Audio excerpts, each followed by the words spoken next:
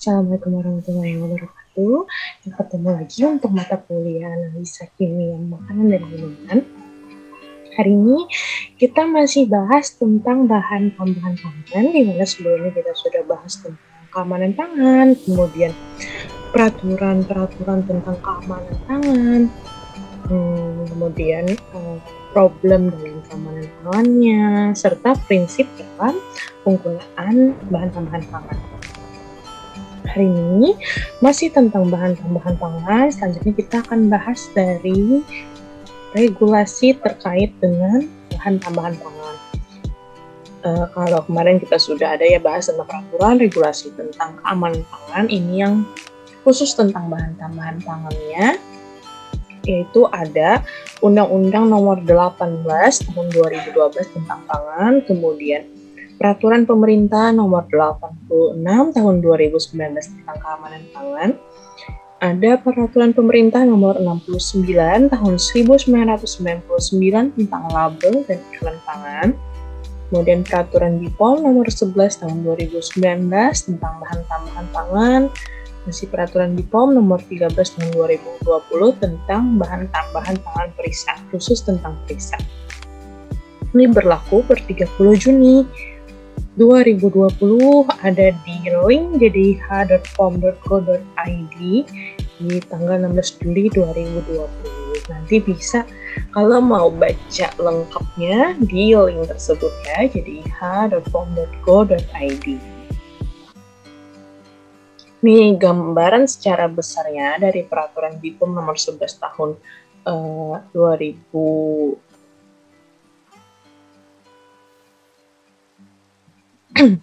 2019 tadi ya. Tahun 2019 tentang bahan tambahan pangan. Ada 13 bab di sini dengan 25 pasal dan ada 7 lampiran, di mana dari bab yang pertama yaitu ketentuan umum pasal 1 sampai 2, kemudian bab 2 tentang golongan bahan tambahan pangan dan jenis bahan tambahan pangan dari pasal 3 sampai 4.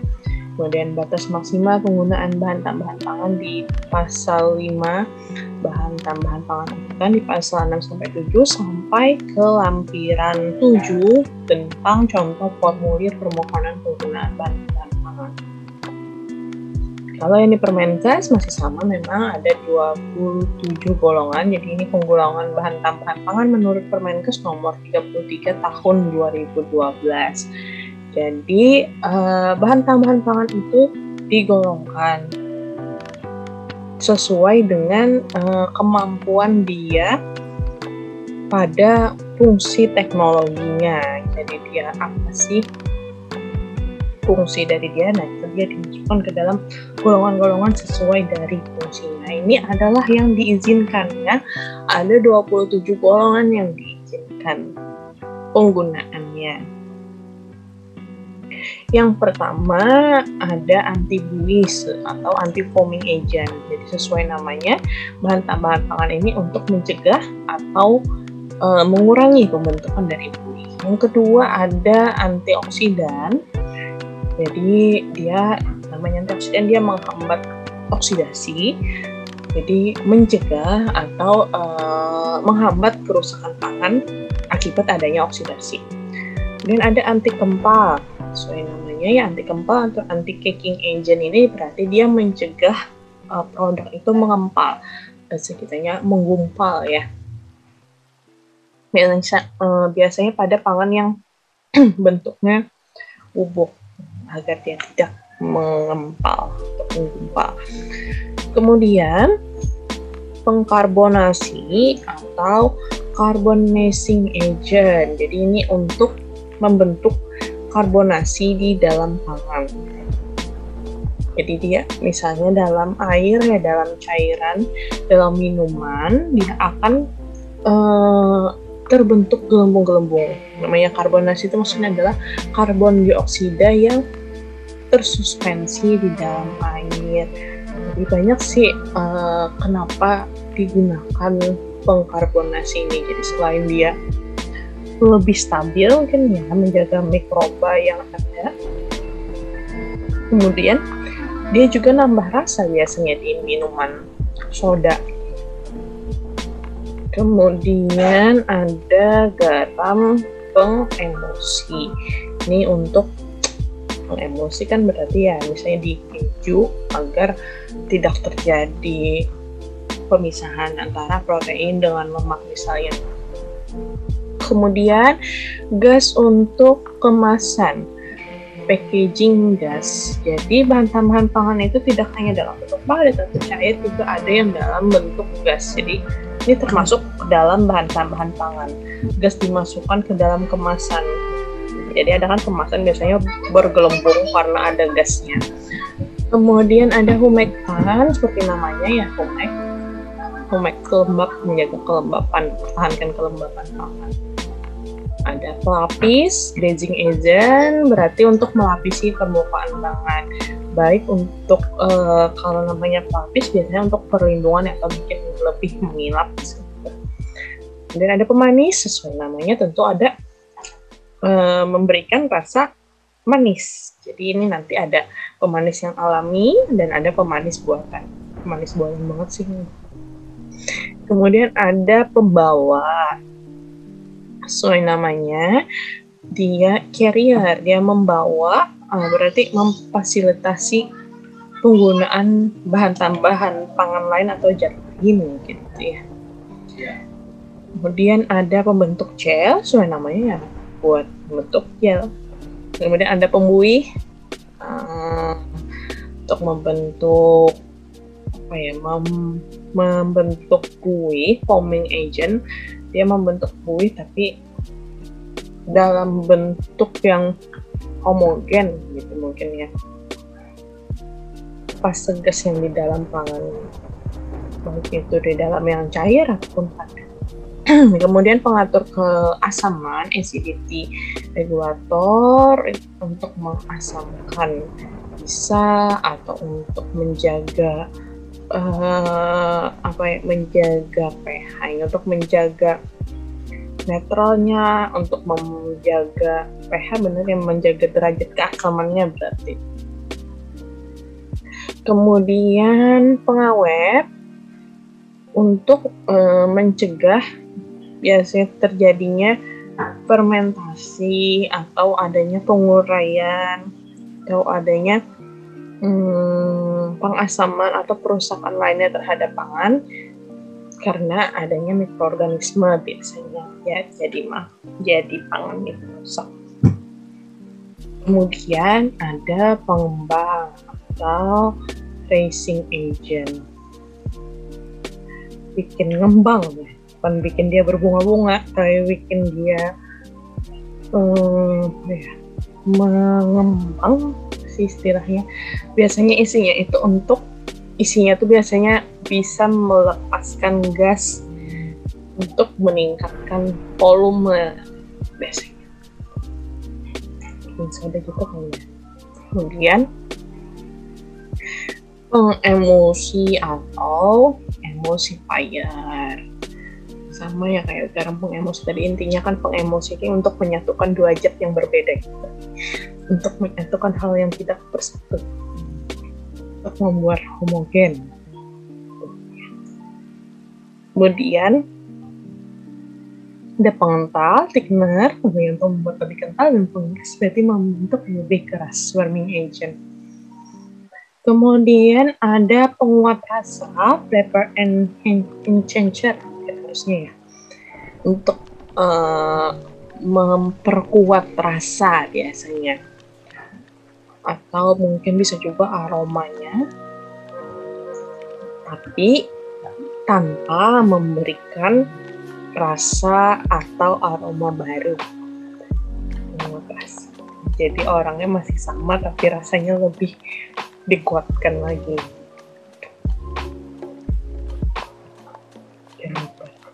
Kemudian peningkat volume itu bulking agent.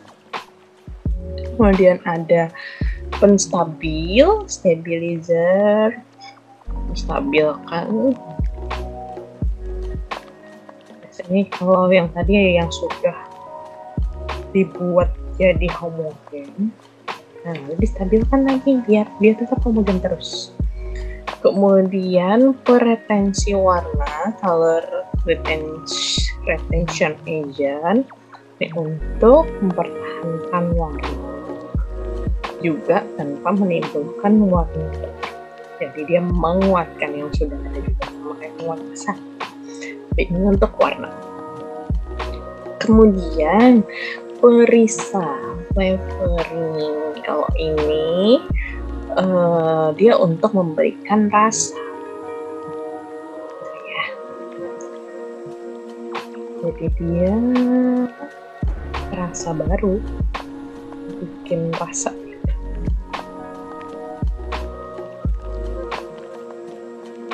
Kemudian perlakuan tepung, flour treatment agent. Ini biasanya ditambahkan, bahan tambahan pangan ini ditambahkan pada tepung untuk mungkin memperbaiki warnanya atau bentuk adonannya, untuk pemanggangan. Kemudian ada pewarna, color. Ini sama ya kayak nanti pemanis, dia ada yang alami dan ada yang sintetis.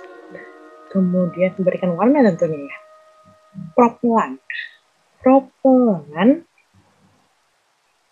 itu propel, dia berarti membentuk gas juga biasanya. Kemudian ada sequestran.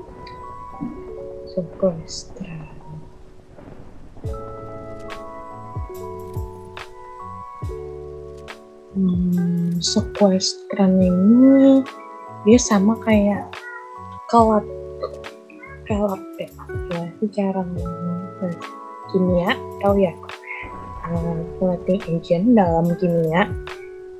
Jadi kalau kelat itu dia kan suka mengikat logam, jadi mungkin hubungannya di situ ya, dia mengikat logam agar pangan itu lebih stabil, tidak ada gangguan ion logam.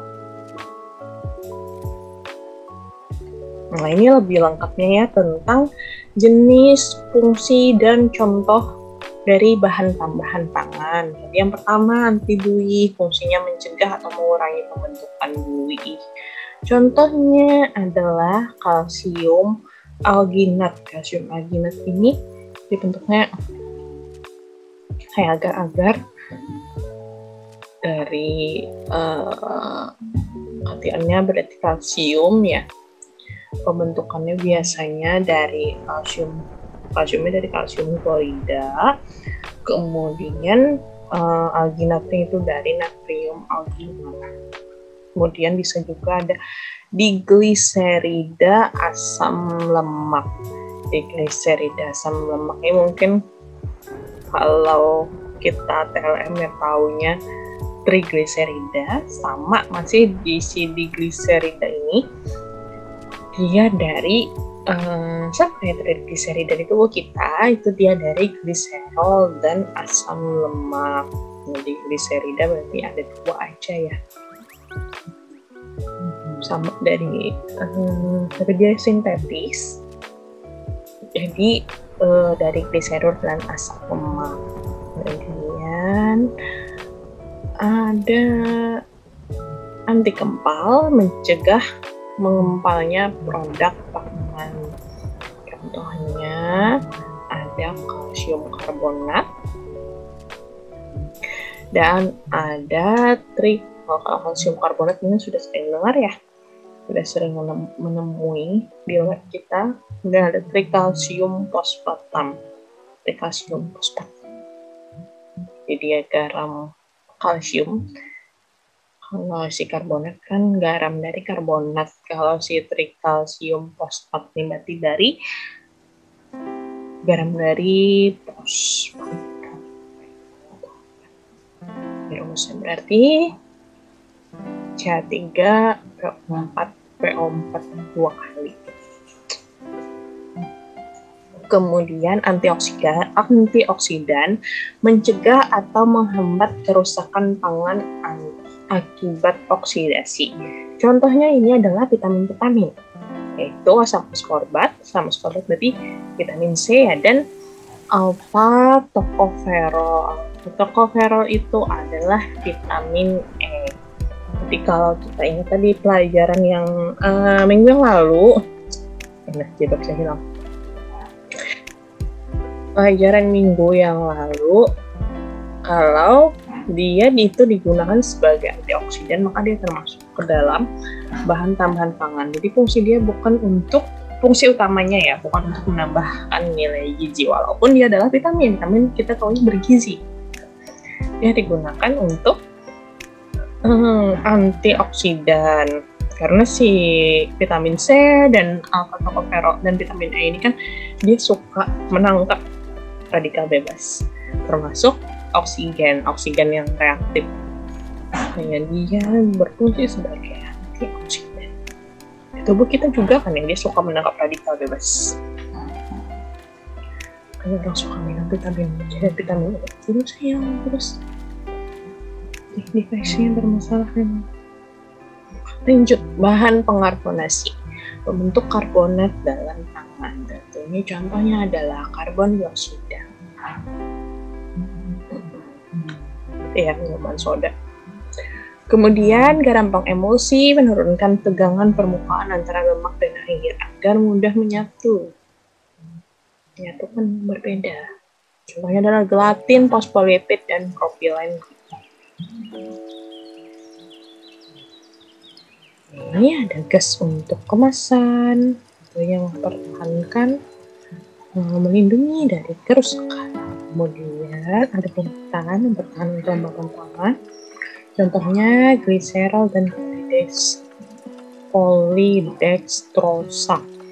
Ada pelapis, melapisi permukaan pangan sehingga memberikan efek perlindungan dan atau penampakan mengkilat. Contohnya adalah malang, shellac, lilin, candelilla, carnauba, mikropelapis. Jadi bentuk-bentuk yang lilin yang melapisi. Jadi dia biar yang lain gak bisa masuk, dilapisi. Kemudian karena lilin ya dia bentuknya jadinya mengelap. Pemanis memberikan rasa manis pada pangan.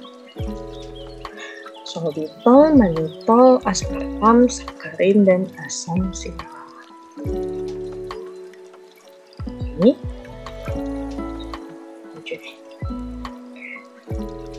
pemanis buatan.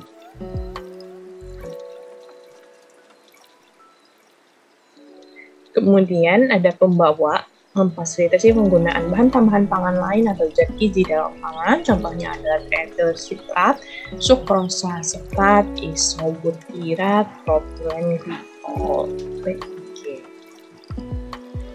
Pembentuk gel agar-agar. Kemudian pembuih membentuk atau memelihara homogenitas dispersi fase gas dalam pangan cair atau padat. Contohnya adalah gom santan, selulosa, mikrokristalin, etil metil selulosa. Pengatur keasaman, mengasamkan, menetralkan, dan atau mempertahankan derajat keasaman pangan. Contohnya asam asetat, kalsium karbonat. Pengawet, menghambat fermentasi, pengasaman, penguraian, dan perusakan lainnya terhadap pangan yang disebabkan oleh mikroorganisme. Contohnya adalah asam benzoat dan garamnya, asam propionat, dan metabisulfat. Sering kita temui ya. Kemudian pengembang melepaskan gas sehingga meningkatkan volume adonan. Ya, yang saya bikin volumenya mengembang lebih bervolume. Contohnya natrium karbonat dan dextrin. Karbonat kan dia melepaskan karbon dioksida.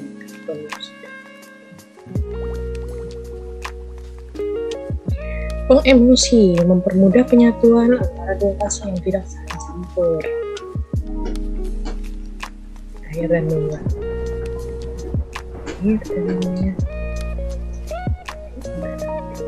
Esitin, gom arab, aragen contoh. Rentan meningkatkan viskositas cairan suatu bahan, mengentalkan lainnya. Contohnya adalah dextrin dan kalsium diserat. Pengeras memperkeras atau mempertahankan jaringan buah dan sayuran atau berinteraksi dengan bahan pembentuk gel untuk memperkuat gel.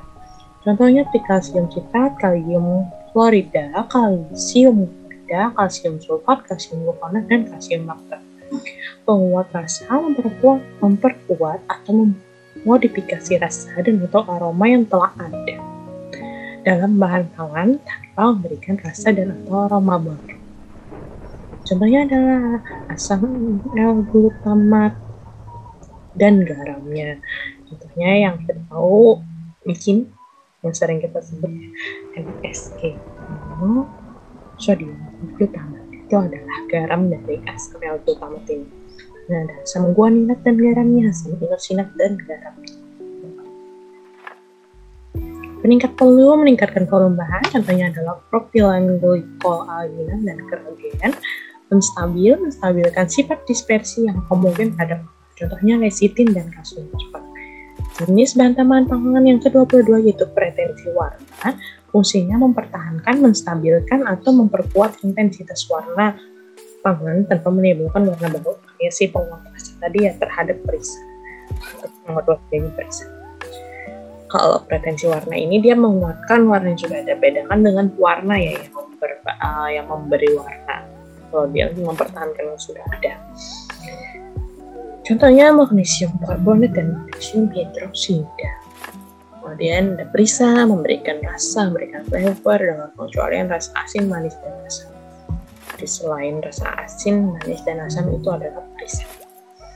Contohnya adalah bubuk bawang, paprika, oleoresin. Perlakuan tepung, berarti untuk mentreatment tepung, perbaiki warna, mutu adonan, dan atau pemanggangan termasuk bahan pengembang adonan, pemujat, dan pematang tepung. Contohnya adalah amonium laktat dan kalsium sulfat.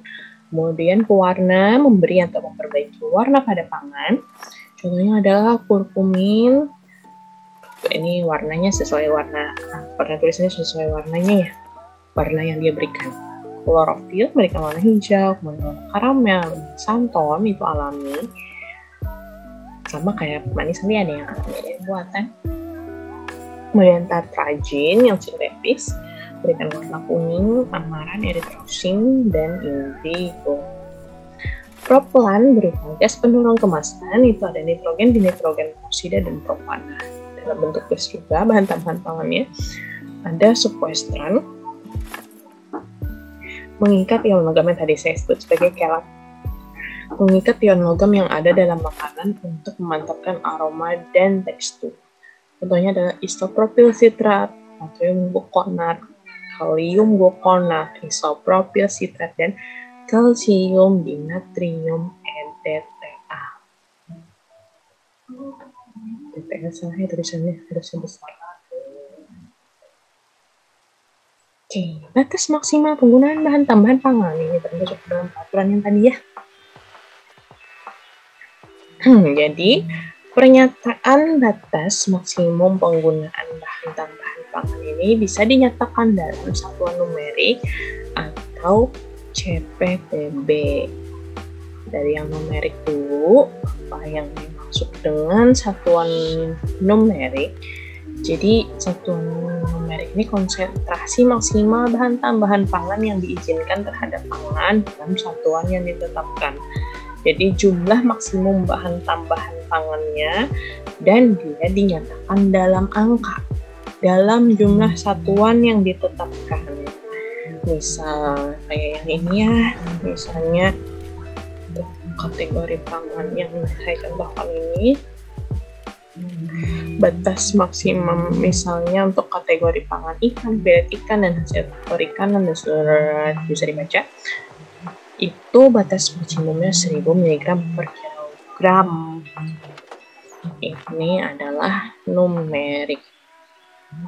Jadi numerik itu ada angka dan ada jumlah satuannya. Misalnya natrium sorbatnya asam sorbat terhitung sebagai asam sorbat itu maksimal 1000 mg per kilogram.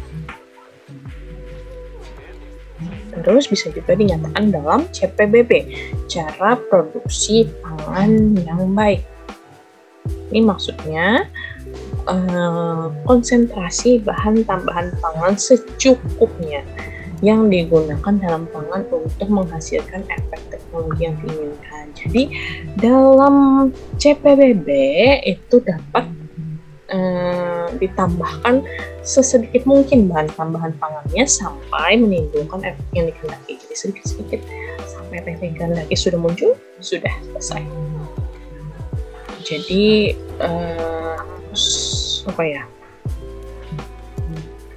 harus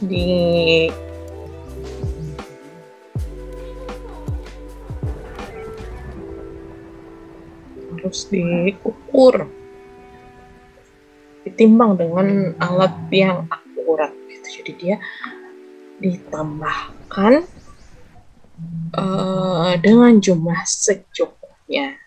Sesuai ini tadi ya, sesuai pengertiannya, ditambahkan secukupnya. Sudah efek yang dihasilkan ada, sudah selesai.